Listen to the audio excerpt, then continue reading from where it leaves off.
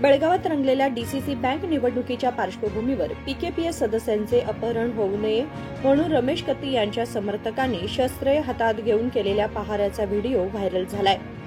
बेळगाव जिल्ह्यातील हुक्केरी तालुक्यातील बेल्लत बागेवाडी येथे कत्ती कुटुंबियांच्या मालकीच्या विश्वराज शुगर कारखान्याच्या इमारतीभोवती हे समर्थक लांब माऱ्यामशा घेऊन पहारा देताना दिसत आहेत।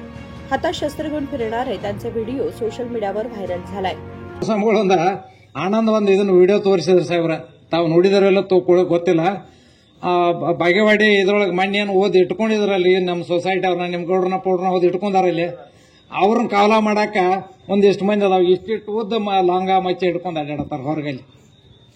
ಇನ್ನ ಯಾರು ಬಿದ್ರ ಬರ್ತಾವ ವಿಡಿಯೋಗಳನ್ನ ತಾವು ನೋಡ್ರಿ, ನಾ ಸುಳ್ಳು ಹೇಳೋ ಸಹಿತ ಅದಕ್ಕೆ ಇಂಥವ್ರು ಬರೇ ತಾವ ಬೇರೆದವ್ರು ಹೇಳೋಕ್ಕಿಂತ ಮೊದಲು ನೀವೇನಿದಾರೆ ಅದನ್ನ ಅರ್ಥ ಮಾಡ್ಕೋರಿ ಅಂತ ಹೇಳಿ ಇವತ್ತು ಮತ ಕೇಳಕ್ ಬಂದೀವಿ।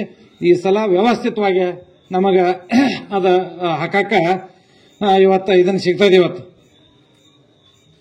ಅದಕ್ಕೆ ನಾವು ನಿಮ್ಗೆಲ್ರಿಗೂ ಕೊಡ್ಕೊಂಡು डीसीसी बँक प्रकरणामध्ये कत्ती विरुद्ध जारकीहोळी असा थेट सामना रंगला असून पीकेपीएस सदस्यांचे विरोधी गटाकडून अपहरण होऊ नये म्हणून हा पहारा दिला जात असल्याचं सांगितलं जात आहे।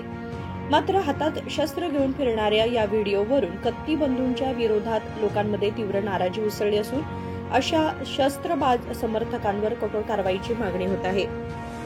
राजशेखर हिरेमठ, KMM मराठी, बेळगाव।